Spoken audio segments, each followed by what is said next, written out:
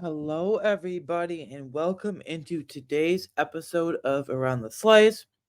We are, of course, back for the Staple Thursday show where we do game previews, and today we are obviously uh, previewing Bills Chiefs. So, as usual, if you've seen these before by now, it's week 14. You should know how these go. But if not, if for some reason you're just stumbling upon the YouTube channel or any audio platform, thank you. I appreciate that. But if you're a first time listener slash watcher slash newcomer, whatever case it may be, then I'll explain it quick here. We go over the official broadcast information so you guys know where to stream it, watch it, whatever you do.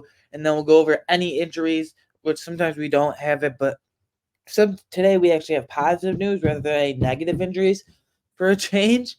Because this year we've just been hampered with negative injuries, huge injuries, obviously.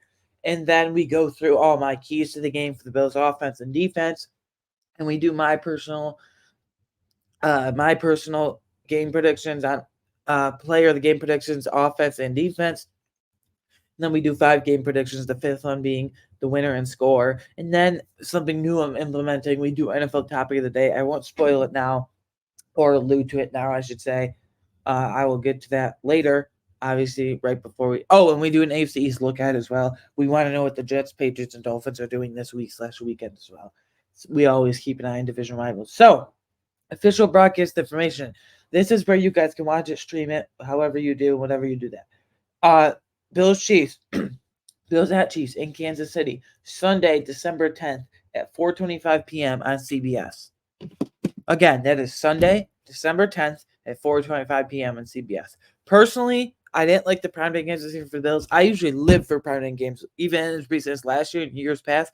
Primetime games, especially when your team is playing on primetime and they're really good, it's electric there. Even watching it on TV, electric atmosphere. I can't imagine being there. But the Bills have been pretty bad on primetime this year. I think they only have one primetime win. I know they lost to the Jets. Yeah, I think they played 4 times on them this year already, and they've only had one win, and that was an ugly, barely winning by 3 against the Giants. They're 1-4 in primetime this year, and then 4:25. I'm okay. The first week against the Jets, it was super weird. That game felt like it took a century. By the game ended, it was only 5 minutes till Sunday Night Football. I don't know, just waiting till the evening time for a game is weird. But my favorite is 1 o'clock. But unfortunately, we only have one 1 o'clock game this year left, and that's the Patriots. So week 17. But that's the broadcast information for that. Um, Unfortunately, the broadcast team would probably be Jim Nance and Tony Romo, and I forgot who the sideline guy is. Oh, Evan Washburn. I love like Jim Nance is he brings up great stats. Obviously, he's known for his March Madness appearances, although he's done with that now. Obviously, he does the Masters. Obviously, he's a renowned voice in the sports broadcasting world. Something I know I've always wanted to do. But um, Tony Romo, like, total opposite. I can't stand him. Like, he's just annoying. He never shuts up, to put it candidly, and he never stops talking. And he always sides with the opposite team. And then when like there's a penalty on this, oh, I don't know about that, Jim. I don't know. He always goes, it's really annoying. But anyway, and then I have kind of a mini rant here. I just want to get this off my chest. Notice how I said Bills at Chiefs. The Bills have traveled to Kansas City to go again. Keyword at Chiefs in 2021, in 2022, and now 2023. That's 3 years in a row of the Bills having to go to Kansas City. I understand the NFL scheduling like 2 years in a row. Okay, it just happened, but 3 years in a row? Who makes these schedules? I don't care what people say, and I know there's a stigma on Bills fans. Bills fans complain about everything. Why do they complain about going to Kansas City? It's just going to a different city. I know we won, like we win every time. We've won the past 2 times in Kansas City. But why should we have to go there for the 3rd year in a row? It makes no sense. The Chiefs better come here for the next 3 years, starting next in 2024, 25, 26. If the NFL is going to do us like this, do them like that. I just had to get that off my chest because I literally have been thinking about ever since May uh, of 2023. May, when the schedules come out months ago now. But I was thinking about that. Now we have injury news. We have positive injury news for a change because most weeks it's negative. This guy's out for the season. This guy tore this. This guy tore this. No, it's none of that. This is actually positive. Practice windows for tight end Dawson Knox and cornerback Kaiir Elam have been open. Now, I do think Dawson Knox is the more bigger picture player here, if you will. I do think the Dawson Knox window being opened is more significant than Kaiir, but out of respect, I will get to Kaiir in a minute. But Dawson Knox, that what this means, if you guys don't know, I'm sure most of you know as diehard football fans and Bills fans, but if you don't know, once a player has to be at IR a minimum of 4 weeks. That's the requirement. And if you have I should say 4 games. If you have a bye week in there, that doesn't count as the 4 weeks. So it's 4 games. Let's get that out of the way. It used to be 12 games, and that was 6 years ago. Now it's 4. Whatever. Dawson Knox was eligible to play in the Eagles game, but they didn't even open his practice window, so whatever. Now, since Dawson Knox practice window was open yesterday, they have 3 weeks from yesterday. So basically 3 weeks from now to decide if they want to activate him to return this season or just keep him on IR and be out for the season. I can't imagine they'll keep him on IR, but this is my thing. Utilize at least 2 of those 3 weeks to get at least some amount of time. I don't care how much time it is. Do not play him this Sunday against the Chiefs. Dalton Kincaid has been perfectly fine and thriving. Khalil Shakir has been thriving. Do not. The reason I say it's not like I don't like Dawson Knox. I have questioned him this year. I think he is a bit overpaid at $14 million a year at tight end, but that's neither here nor there because he drops the ball and he's not reliable, whatever. I wouldn't call him a very good blocker, but he's a good enough blocker. He seals edges for runners and seals off defenders. Dalton Gaines a pretty horrible blocker. At least he tries, though. I'll say he's a below average blocker, but he's improving just a bit. But back to Dawson Knox. I don't want them to rush him out there like they did with Von Miller. Von Miller, they opened his practice window, and he was out there playing in London 3 days later.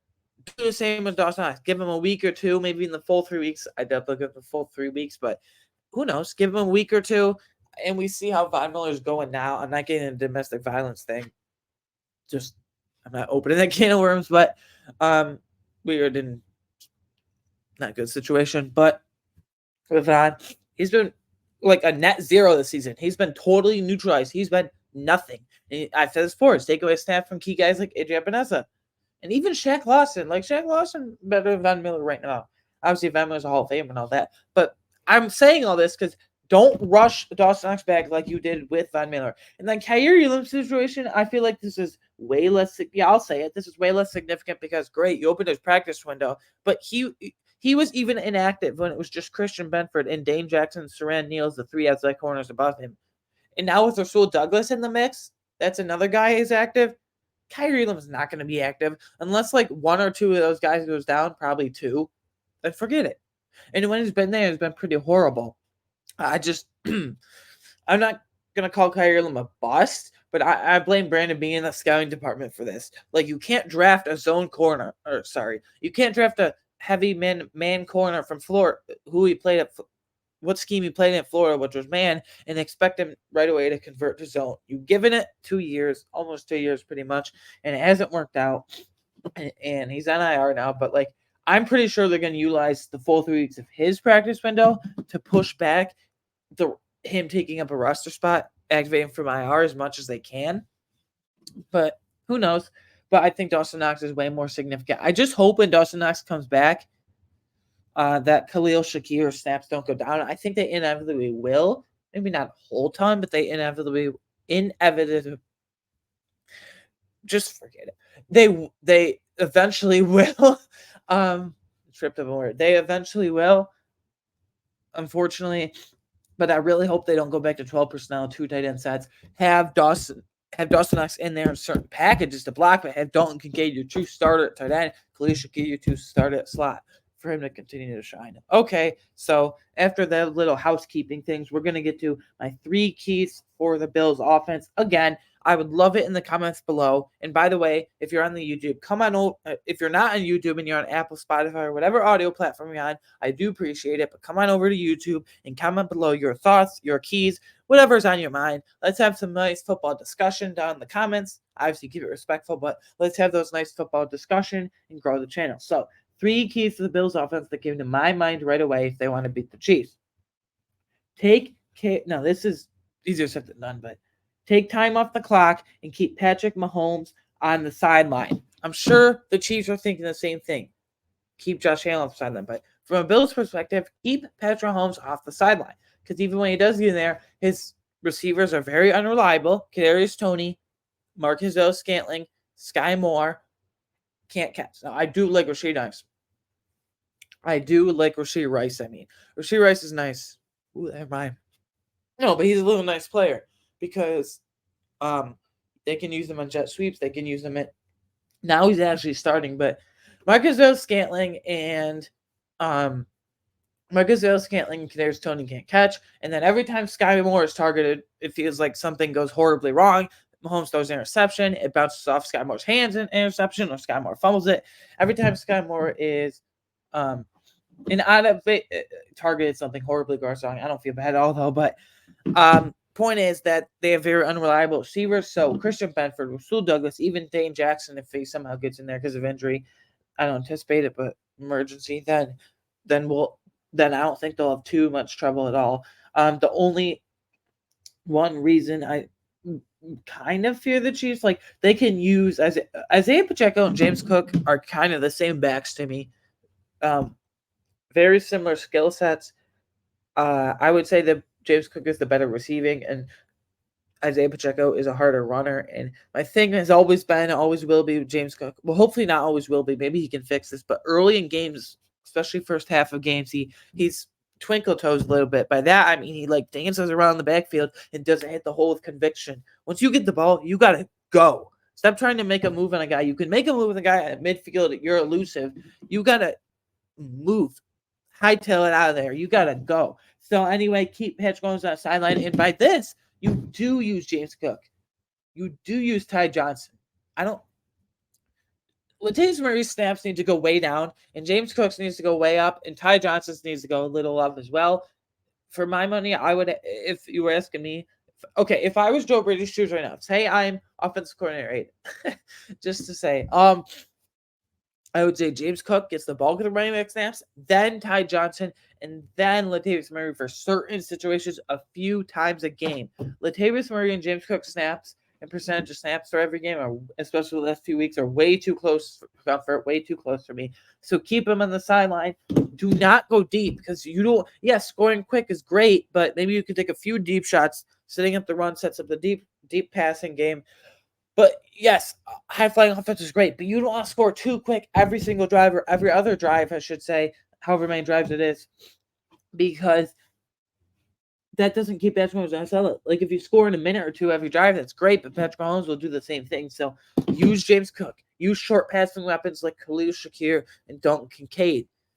Bump up Ty Johnson, and bump down Latavius Murray. So that's easier said than done, but let's keep Patrick Mahomes on the sideline. Run the ball with effectiveness, and James Cook needs to run the ball with conviction.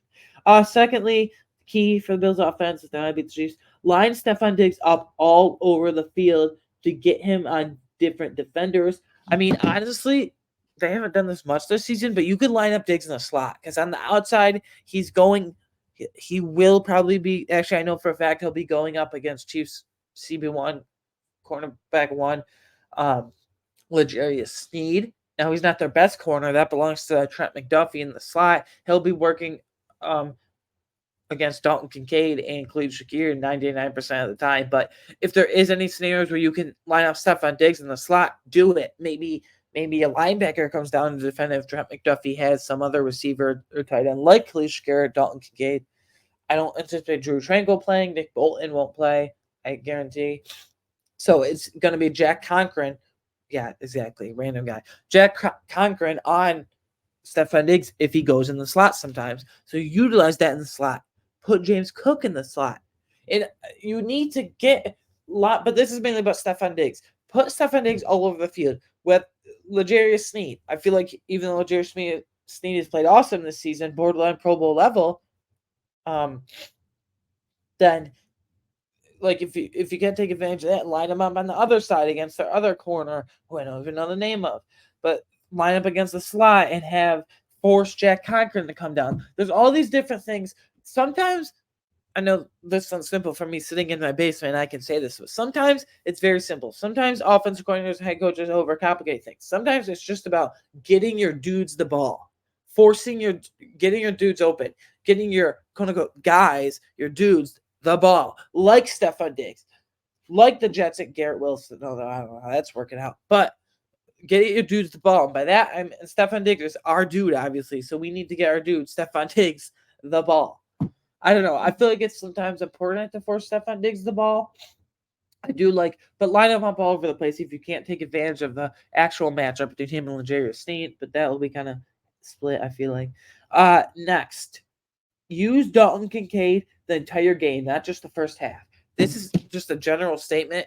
I'm very confused. Like the last few weeks, Dalton Kincaid, awesome in the first half, and then he gets like 1 or 2 targets in the entire second half and no catches. I don't understand Joe Brady. Is this a Joe Brady thing or a Josh Allen thing?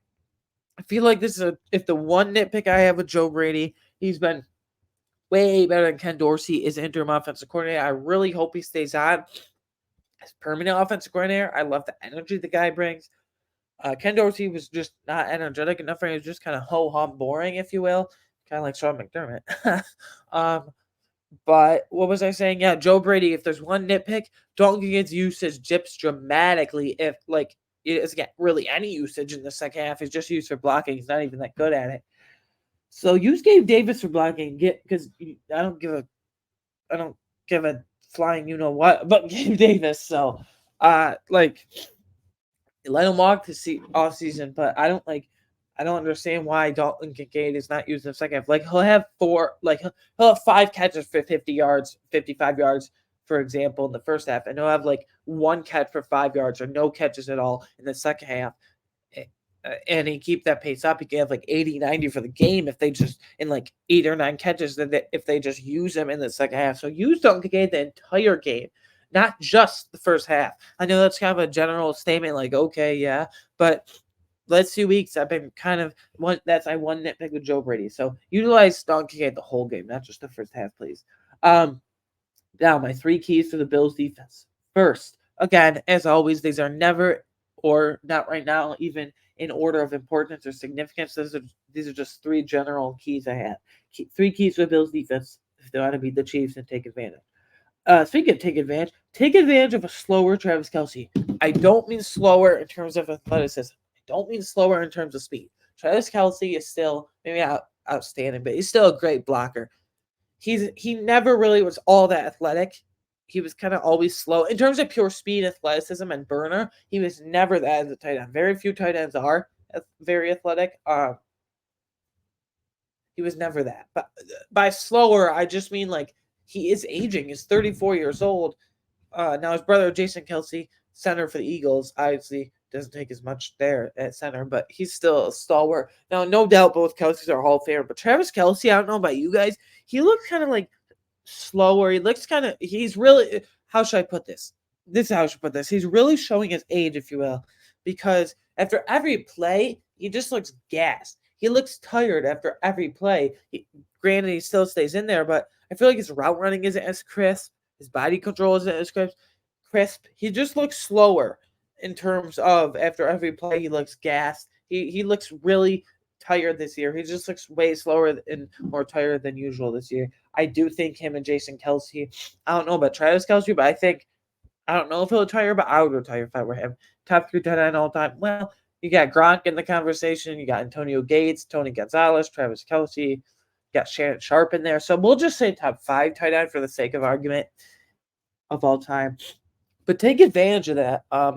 Tyrell Dodds is not a very good coverage player. He's a great downhill player. Gets a lot of sacks. Sometimes he whiffs. Gets a few sacks in the season, though. But, again, he does whiff a lot. Maybe Dorian Williams get in there for those kind of packages where you know on 3rd and whatever they're going to Travis Kelce. He's still an effective weapon, though. You can't take that for granted. But I just wanted to point out that he does look a lot more tired and slower than a lot more than usual this year. Second key of the Bills defense. Take advantage of weak Chiefs offensive tackles. Now, Donovan Smith at left tackle and Jawan Taylor at right tackle were already weak as it is. But now at left tackle, Donovan Smith is he's already been confirmed to be out. So At left tackle, you got Wanya Morris, a rookie who I actually like as kind of a mid-round, late-round Bills target. But whatever, he ended with the Chiefs.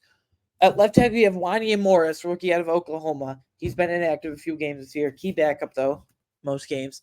He is making his first career NFL start. And then at right tackle, you got the disaster that is Jawaan Taylor. And I'll tell you guys why it's been a disaster.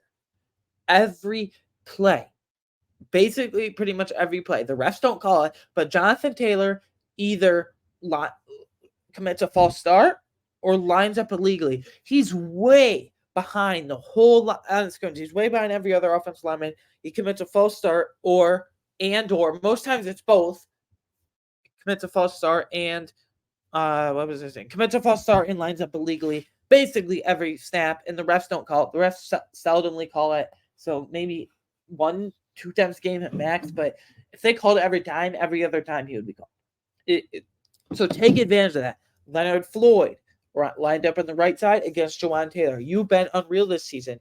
And put AJ Epinesa over there as well. Greg Rousseau on the left side. Take advantage of Wanya Morris. So their interior, I expect Ed Oliver, and I know for a fact Jordan Phillips and Tim Settle. Linval Joseph's been actually surprisingly good. But Jordan Phillips and Tim Settle are going to be shut down. And Ed Oliver maybe to a degree because their interior trio being left guard Joe Thuney, center Creed Humphrey, who's an all-pro center, honestly. And then right guard, left guard Joe Thuney, center Creed Humphrey, right guard Trey Smith. Like, for my money, you could argue that's the best interior. Like, maybe the Eagles, maybe them and the Eagles, but Chiefs are a top three best, if not the best, interior trio in the league between left guard, center, right guard. I just said those names. You can rewind if you want to see again. But yeah, so the defensive tackles will be shut down, but get guys on an advantageous matchups. Greg Rousseau against Wanya Morris. AJ Epinesa as well. And then Leonard Floyd. And I will say Von Miller is allowed to play this weekend. They don't anticipate him at any point being placed on the commissioner's exempt list or suspended. This is a get-right game for Von Miller. If it's going to happen, it's going to happen here. If he doesn't get a sack, his first sack of the season, which we've been yearning for and waiting for heavily, if he doesn't get it here against Wanya Morris, he's not going to be effective. He's not going to get it. This is the time, Von. You're going against a first-year offensive tackle from Oklahoma who was a fourth-round pick, I believe. So not highly drafted, not very athletic. Granted, I did like him for the Bills, like I said, as a mid to late round pick. But that's neither here nor there. If this is going to happen, this is going to happen now, Von. You need to show up against Wanya Morris on the right side. But I think this will play into my player of the game prediction on defense. I hope I didn't just spoil it. But yeah. Final. Prepare for trickery. You know Andy Reid's always got something cooking there in the pot, if you will. They've done shovel passes to Patrick Mahomes with Rashee Rice motions. They've done jet sweeps with Rashee Rice. Isaiah Pacheco's done a couple passes in his career. Look out for trickery because, again, other than Rashee Rice, none of their receivers do anything. Again, every time Sky Moore's targeted, something horrible happens. And Marcus Valdes-Scantling and Kadarius Toney can't catch. And then sometimes you have Justin Watson as your wide receiver one. That's an issue. But just look for trickery. Just look for them to do whatever. Fake punts, but especially on offense. Shovel passes from Patrick Mahomes, jet sweeps from Rashee Rice. Look out for Rashee Rice. Honestly, I think he could be a utility guy for the Chiefs, especially in this game, like he has been all season. Last few weeks, though, they finally realized the potential. Players of the game predictions. Offense, James Cook. I talked about take time off the clock to keep Patrick Mahomes on the sideline. You're going to have to go James Cook. But James Cook, you got to go. Run with conviction. I feel like I'm beating, what's that saying here? Something dead horse. I don't know. Beating a dead horse. I don't know. Beating a dead horse here with James Cook and his twinkle toes and his kind of, dance in the backfield thing. But use him on, line him in the slot. I don't care, but take time off the clock with James Cook. So he's my offensive player of the game prediction. Defense, my defense player game prediction. I kind of alluded to this a couple minutes ago. Greg Rousseau. I think Greg Rousseau can take full advantage of Jawaan Taylor, like lines up illegally or not, false starts or not. I think Greg Rousseau was playing through a foot injury kind of midseason for 3 or 4 games there. Last week, though, against the Eagles, last couple of games, I should say, against the Jets and Eagles, respectively, he showed that he was back. I think he's fully back against the Chiefs, against a very, very weak left tackle in Wanya Morris. So, yeah. Honestly, I won't be surprised if him and Leonard Floyd get 4 sacks combined. If they each get like 2, that's how bad Wanya Morris and Jawan Taylor are. Donovan Smith. Wow, Donovan Smith and Jawan Taylor are already a pretty horrible tackle duo, but I mean, Wanya Morris and Jawan Taylor, come on. So my defense player of the game prediction is Greg Rousseau. Now, my 5 game predictions.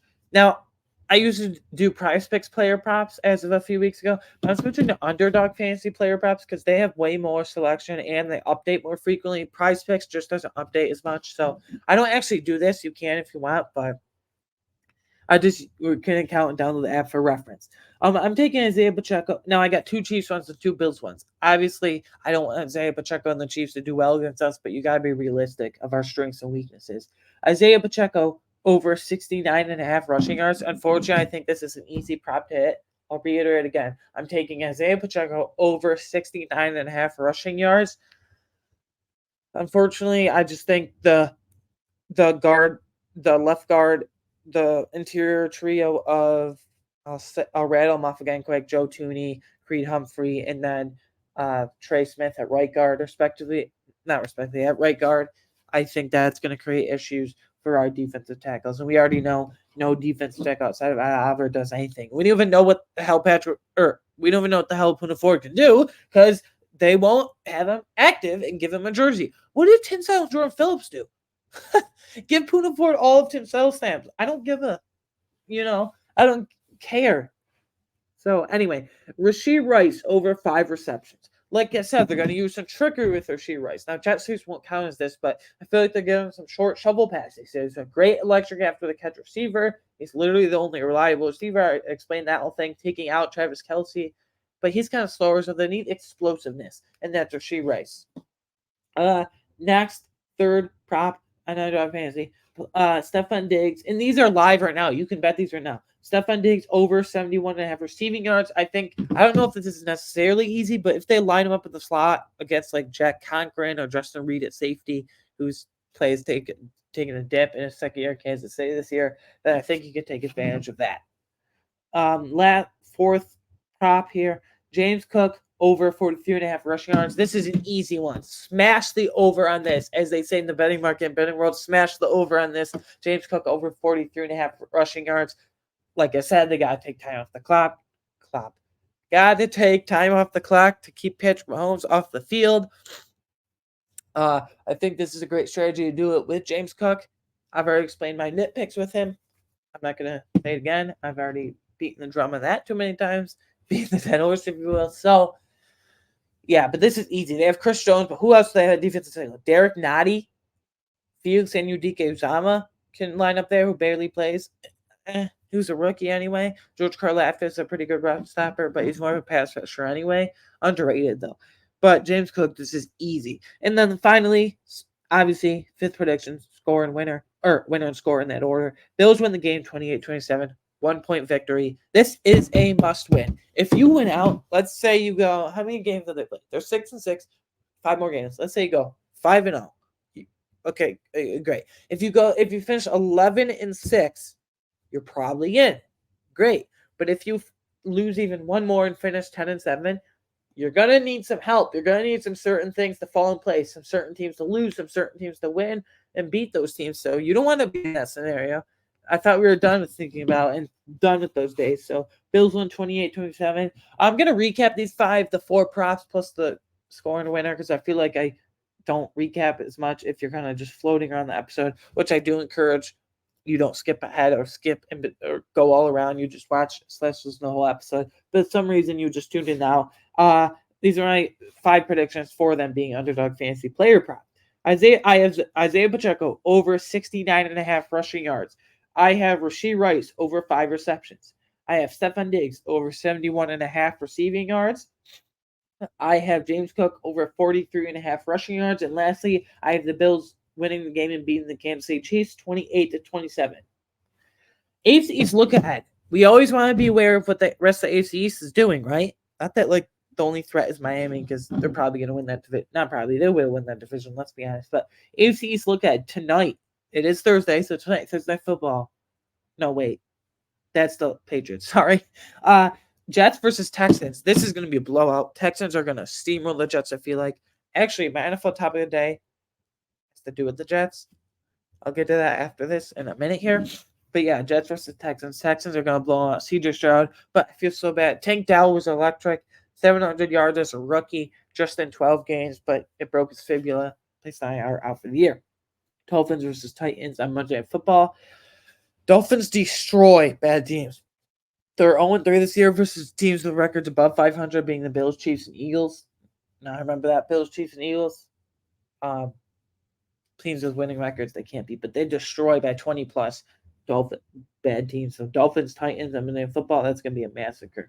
There's actually 2 Monday Night Football games that night. I forgot. Oh no, this is one of them. And the other one's Packers, Titans. They are literally at the exact same time. If you have 2 TVs, that's great, but the volume goes over each other. But who the hell has 2 TVs? Like unless you're rich or something, like not normal, like everyday people don't have 2 TVs. It's so stupid how they're doing that. Just move Dolphins Titans to a regular 1:00 game. Who the hell cares about the Titans? I don't know. And then Patriots at Steelers. That is tonight at Thursday Night Football on TNF. What the hell is this game? The NFL couldn't flex this out a couple weeks ago. Bailey Zappi versus Mitch Trubisky for the Steelers. Oh my god. What is that going to be? Another Charger score? 6-0 Steelers? 3-0 Steelers? Who the hell cares? Yeah. And if now I'm adding this new in, obviously this new thing in implementing, I should say. Obviously, it's a Bills-centric podcast. We talk about that mostly, but I want to, what's going on with the rest of the NFL, because I'm a huge NFL fan and just college, any form of football in general. So my NFL topic of the day is Jets QB situation.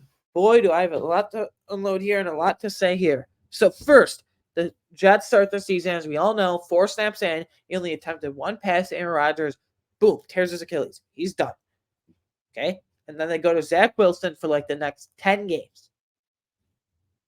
And even though he had 1 good game against the Chiefs in Sunday Night Football, you know, the one where Chris Collinsworth act like, oh my God, Zach Wilson looks electric here. Oh my God, Zach Wilson's fixed. He talks to Zach Wilson like he's Patrick Mahomes. Calm down, Chris. Anyway, you know how I feel about Chris Collinsworth. Just annoying, kind of like Tony Romo. They're both horrible. Anyway, what was I saying? So they go to Zach Wilson for the next 10 games. He's horrible. Well, Robert Saleh keeps saying after every game, we're sticking with Zach. We're sticking with Zach. We're not making a quarterback change. Sticking with Zach Wilson. But then there's reports throughout the season, those couple weeks in the middle there, where the defensive players, the locker room was starting to get very upset with Robert Saleh for his continual commitment to Zach Wilson. I would too. And finally, versus the Bills for the second half, they put in Tim freaking Boyle, who was just as horrible, if not worse. And then he starts in his second start, Tim Boyle. He gets benched in the second half too for Trevor Siemian. I don't get it. What the hell are they doing over there? And then it's so bad. Jets fans are saying, I want Zach Wilson back playing. And that's how sad it's gotten. If you want Zach Wilson back, then that's a problem. And then apparently they wanted to go back to Zach Wilson, but the other day there was a report that on Monday that it was all over the place on Twitter and whatever social media, basically any media outlet you listen to or watch or whatever. Zach Wilson, they wanted to go back to him, but he was reluctant to play. And then Wednesday, being yesterday, they're starting Zach Wilson again. And they cut Tim Boyle. What is going on in New York at the Jets? You go from Zach Wilson for 5 games too long. You go from Aaron Rodgers playing 4 snaps, getting injured, starting Zach Wilson, continuing to believe in him, your defense getting pissed off at you. And then you go to Tim Boyle, and then you go to Trevor Siemian for a half, and then you cut Tim Boyle, who started 2 games, and you start Zach Wilson again. It's just going to be misery. Garrett Wilson's got to be freaking beside himself. So Breece Hall as well. They're ruining their talent, Breece Hall and Garrett Wilson. They're wasting a good defense in their prime years. They're wasting Sauce Gardner, DJ Reed, CJ Mosley, Quinnen Williams, Will McDonald, Jermaine Johnson. I go on and on with that defense. Tony Adams, a safety. But I don't get this whole Jets operation. If I was them, if I was Woody Johnson owner, he's not. He's an impatient owner, so I would have everyone out there. I would have everyone canned. Robert Saleh, you're gone. GM Joe Douglas, you're gone. They probably won't be because Robert Saleh will probably have the crutch of an injury, kind of like Brian Dable have the crutch of, actually both New York teams suck, but Brian Dable will probably have the crutch of injury, Daniel Jones, and injuries to the whole offensive line stay another year, at least 1 year. That's probably what Robert Saleh will have. He'll probably have grace, if you will, from Woody Johnson because Aaron Rodgers tore his Achilles. Yeah. And then, oh, this is great. And then through this whole thing, Aaron Rodgers keeps saying he'll come back starting in the beginning of November, or actually around Halloween, funny enough. He said, there's a chance I could practice in a month. There's a chance I could practice in a month. And then the first week of December on his birthday, like December 3rd, I think it was, he practices. They open his 20-day practice now. But I don't want to hear that he's coming back. He says on the Pat McAfee show, if we're still in the playoff hunt, I'll come back. I do assess things. Hello, the Jets are 4-8. They're not in the playoff hunt. So in other words, you're not coming back. In other words, Aaron Rodgers isn't coming back. And why would you want to come back to a miserable team like the Jets? They're 40 years old. Not they. Aaron Rodgers, he's 40 years old. He just tore his Achilles. Actually, he turned 40 December 3rd, I think. So whatever. He's 40 years old. He tore his Achilles. What the hell are you coming back for? What playoff run are they making? They're 4-8. They've lost 4 games in a row. They're 4-4. Now they're 4-8. It's a complete disaster over there. I wanted to, sorry, but I didn't. It's a complete you know what show over there. So yeah, I just had to get that off the chest. Sorry for the main Jets rant. The Jets actually are a team and their fan base, like Dolphins fan base, they're nutty. Like I can't stand Dolphins fans. As a Bills fan, they're nutty. They're out of their mind. They go on and they can't shut up. Patriots fans, they're in denial. They can't accept that they suck. Jets fans, I don't mind them. They're nice people. But I kind of feel bad for Jets fans now because they have to go through this misery and a joke of Robert Saleh and joke of Zach Wilson and whatever else. Anyway, okay, that's over with. Yeah, this has been. I'm gonna regroup here. This has been today's episode of Around the Slice.